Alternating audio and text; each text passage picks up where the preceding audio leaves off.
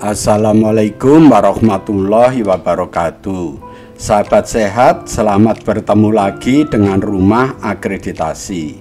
Rumah Akreditasi adalah rumah tempat kita belajar, bertanya, dan berdiskusi masalah akreditasi.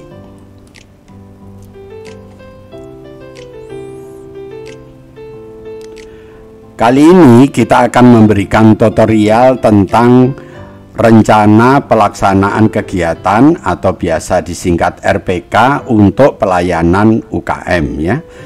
Jadi ini kita akan membuat tentang RPK tapi tentang kegiatan UKM ya. Tutorial ini akan dipandu oleh Dr. Yanto, Surveyor FKTP.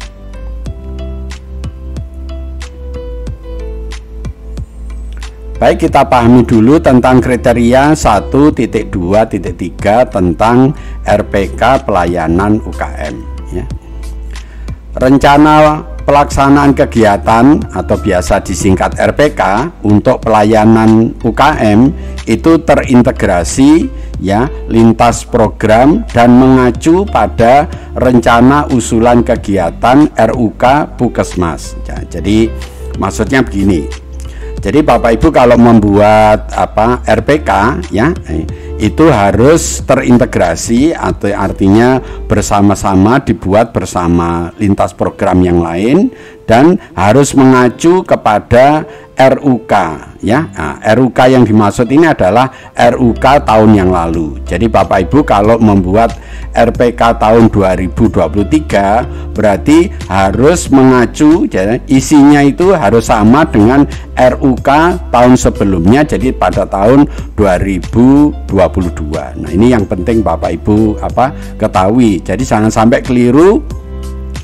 RPK tahun 2023 itu mengacu pada RUK yang telah dibuat tahun ini, yaitu RUK tahun 2024. Itu keliru ya. Yang betul adalah RUK tahun yang lalu ya, yang dibuat tahun lalu. Berarti RUK tahun 2023 judulnya begitu ya, dibuat pada tahun 2022 ya.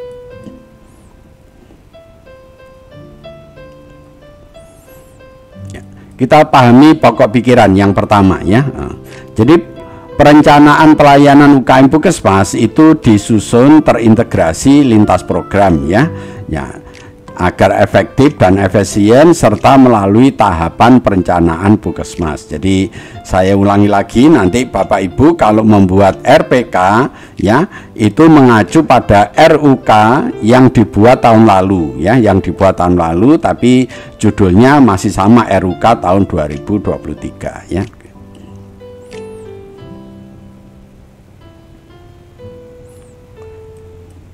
Berikutnya adalah penyusunan RPK ya, harus mengacu pada RUK ya, tadi sudah saya sebutkan ya. Jadi RPK 23 ya harus mengacu pada RUK 23 yang telah disusun tahun yang lalu ya. Ya. Ini berarti bedanya antara RPK dan RUK itu hanya masalah alokasi anggaran yang disetujui. Jadi maksudnya begini, pada saat kita mengusulkan RUK ke Dinas Kesehatan ya, mungkin tidak semua kegiatan itu disetujui. Nah, kegiatan-kegiatan yang sudah disetujui anggarannya itu kemudian dibuat RPK. Jadi kegiatan di RPK itu harus ada di kegiatan RUK. Kalau Bapak Ibu nanti dicek kegiatan RPK tidak sama dengan kegiatan RUK, berarti cara pembuatan RPK Bapak Ibu itu belum sesuai dengan standar ya. Jadi ini yang perlu Bapak Ibu sinkronkan, bahwa antara RPK dan RUK itu harus sinkron, harus sama ya. Bedanya hanya kalau RPK itu hanya menulis ya kegiatan-kegiatan yang telah disetujui anggarannya ya. Ini supaya Bapak Ibu bisa memahami dengan baik.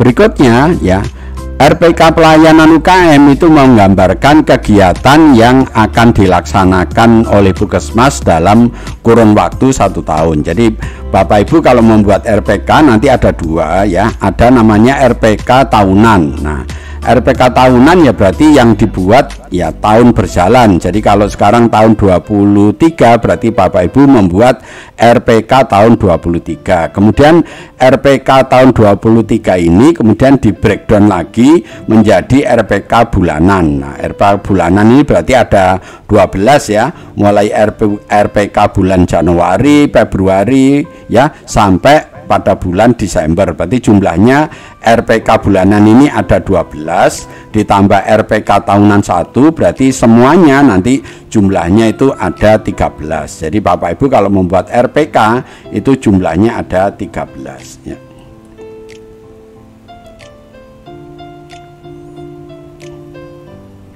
Berikutnya ya, RPK pelayanan UKM itu dimungkinkan untuk dirubah. Jadi Bapak Ibu perlu ketahui, jadi RPK itu dalam pelaksanaannya nanti bisa dirubah ya.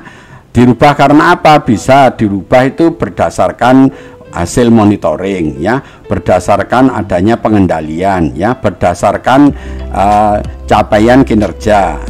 Atau pada kondisi tertentu, misalnya adanya bencana alam, adanya KLB ya, adanya perubahan kebijakan. Nah, itu semuanya merupakan aturan yang diperbolehkan untuk merubah RPK. Jadi Bapak Ibu sekali lagi, RPK itu bisa dirubah. Nah, bagaimana caranya merubah? Nah, merubahnya ini harus dirubah sebelum RPK ini dilaksanakan. Jadi misalnya kita mau merubah RPK pada bulan Juli. Nah, kalau mau merubah RPK pada bulan Juli harus direvisi pada bulan berikutnya, sebelumnya. Jadi pada bulan Juni ya. Jadi pada bulan Juni ini RPK bulan Juli itu sudah dirubah ya. Bagaimana caranya merevisi? Ya, RPK yang lama itu kemudian kita tarik ya, kemudian kita stempel kedaluarsa, kemudian kita membuat RPK yang baru ya. Untuk jelasnya kita lihat slide berikutnya ya. Ya, ini ya cara merevisi RPK. Jadi sekali lagi kalau Bapak Ibu mau merevisi RPK, RPK ini harus direvisi sebelum dikerjakan ya. Nah, jadi caranya bagaimana ya? RPK yang lama itu kita tarik. Jadi RPK yang lama itu kita tarik ya, dokumen-dokumen yang RPK lama yang pernah kita distribusikan itu kita tarik. Kemudian jangan lupa yang lama ini di stempel kedaluarsa ya. Nah, jadi ini di stempel kedaluarsa, artinya kalau sudah di stempel kedaluarsa ini artinya RPK ini sudah tidak berlaku ya. Kemudian Bapak Ibu baru membuat ya RPK yang baru. Jangan lupa di RPK yang baru ini perlu ditulis alasannya kenapa direvisi, misalnya alasan bencana, alasan perubahan kebijakan ya, atau alasan karena monitoring dan seterusnya. Jadi alasannya ini dibuat gini. Jadi Bapak Ibu nanti yang perlu disetorkan ke surveyor yang ditunjukkan ini dua ini. Jadi RPK lama yang sudah distempel kedaluarsa dan RPK baru. Jadi ini Bapak Ibu nanti caranya merevisi RPK. Nah, ini ada EP-nya. Jadi Bapak Ibu perlu membuat juga ya. Memang dalam perjalanan RPK itu kadang-kadang memang perlu direvisi.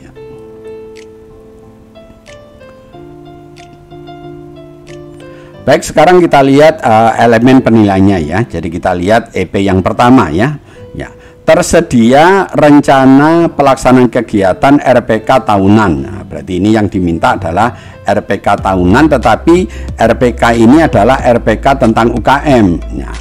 Mungkin pertanyaannya begini, apa Bapak Ibu perlu membuat RPK tersendiri? Tidak perlu. Jadi RPK UKM itu terintegrasi dengan RPK-nya Puskesmas. Jadi nanti yang ditunjukkan adalah RPK-nya Puskesmas ya, tetapi Bapak Ibu yang ditunjukkan itu adalah yang di dalamnya nanti berisi tentang kegiatan-kegiatan UKM. Jadi begitu. Jadi tidak perlu Bapak Ibu membuat RPK UKM sendiri, itu tidak perlu. Jadi RPK UKM itu terintegrasi, artinya masuk dalam bagian dari RPK-nya Puskesmas. Itu perlu Bapak Ibu pahami supaya Bapak Ibu nanti tidak keliru ya dalam membuat RPK.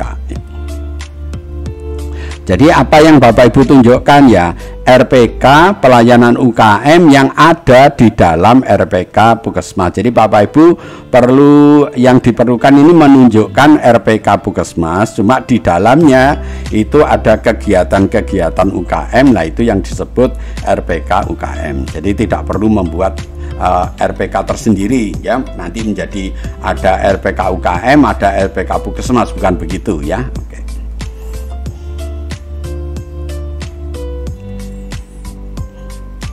Baik, kita lihat EP berikutnya ya. Tersedia RPK bulanan ya untuk masing-masing ya, yang berisi masing-masing bulan ya. Berarti tadi sudah saya sebutkan ya, kalau RPK tahunan itu jumlahnya 1, tetapi kalau RPK bulanan ini jumlahnya 12 ya. Jadi nanti ada RPK bulan Januari, bulan Februari, bulan Maret sampai bulan Desember, jumlahnya ada 12. Jadi nanti ini yang Bapak Ibu perlu tunjukkan kepada surveyor bahwa Bapak Ibu telah membuat RPK bulanan untuk UKM. Sekali lagi, RPK ini juga bulanan ini tidak perlu membuat tersendiri. Nah, cukup disampaikan atau ditunjukkan yaitu RPK bulanannya Puskesmas yang di dalamnya ada kegiatan-kegiatan UKM. Jadi kegiatan-kegiatan UKM-nya nanti Bapak Ibu stabilo ya, supaya mudah membacanya bahwa yang di stabilo itu adalah kegiatan-kegiatan UKM ya. Jadi untuk memenuhi EP ini ya, regulasi yang perlu Bapak tunjukkan adalah RPK bulanan untuk masing-masing pelayanan UKM. Jadi nanti di RPK-nya ada 12 ya, mulai dari Januari, Februari sampai Desember ya. Itu tentang pemenuhan untuk EP yang kedua.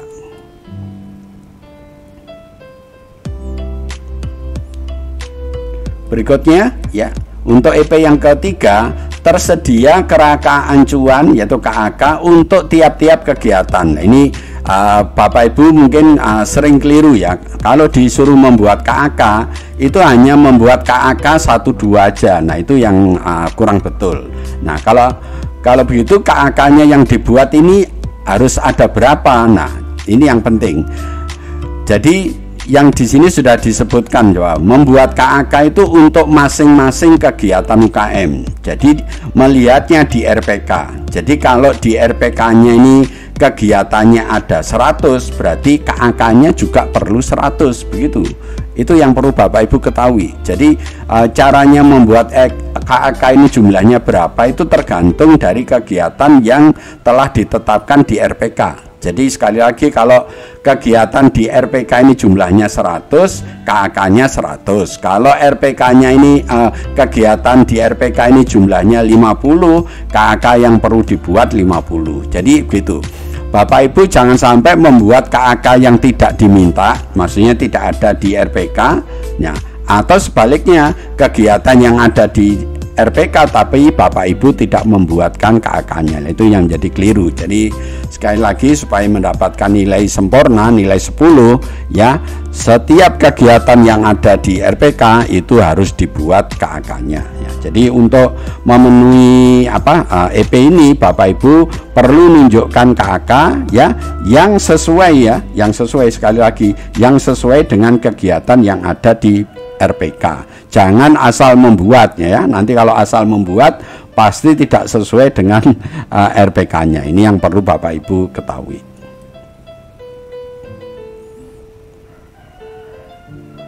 Ya, berikutnya ya, yang keempat ya, jika terjadi perubahan ya, maka RPK itu bisa dirubah ya.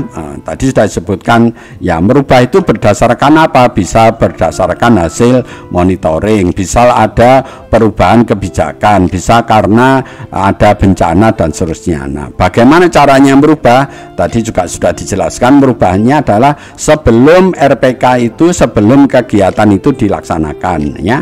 Caranya bagaimana? Yaitu RPK yang lama ditarik, kemudian distempel kedaluarsa, kemudian Bapak Ibu perlu membuat RPK yang baru. Jangan lupa ditulis ya, alasan mengapa dilakukan revisi. Jadi nanti Bapak Ibu kalau menunjukkan pada surveyor berarti RPK-nya itu ada dua, yaitu RPK lama yang sudah distempel kedaluarsa dan RPK baru. Nah, jadi ini dokumen yang perlu Bapak Ibu tunjukkan ya kalau surveyornya minta bukti tentang EP yang nomor 4.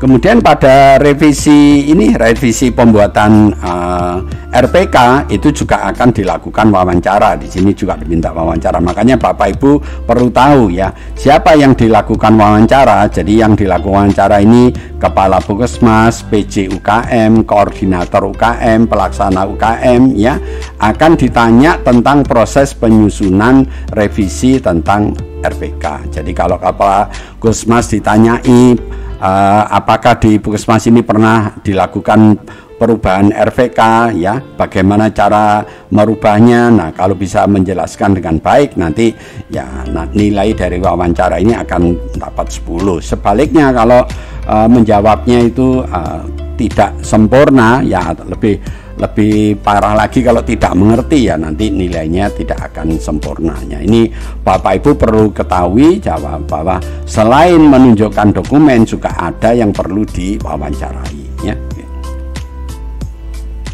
Terima kasih telah menonton video ini ya. Kalau video ini Bapak Ibu anggap baik, jangan lupa beri kami like ya, dan jangan lupa Bapak Ibu perlu subscribe ya, supaya Bapak Ibu tidak ketinggalan kalau kami mengupload video-video yang baru. Kalau ada sesuatu yang kurang jelas, tolong Bapak Ibu menulis di komennya YouTube ya. Dan kalau Bapak Ibu juga ingin dibuatkan materi-materi yang sesuai yang diinginkan, tolong menulis di komen. Dan kami minta tolong untuk share video ini kepada saudara kita yang lain, pada teman-teman yang kita yang lain, agar teman-teman dan saudara kita itu bisa ikut menikmati manfaat dari video ini ya. Lebih kurangnya saya mohon maaf ya. Mari kita akhiri tutorial kali ini dengan membaca hamdalah. Alhamdulillahirobbil alamin. Wassalamualaikum warahmatullahi wabarakatuh.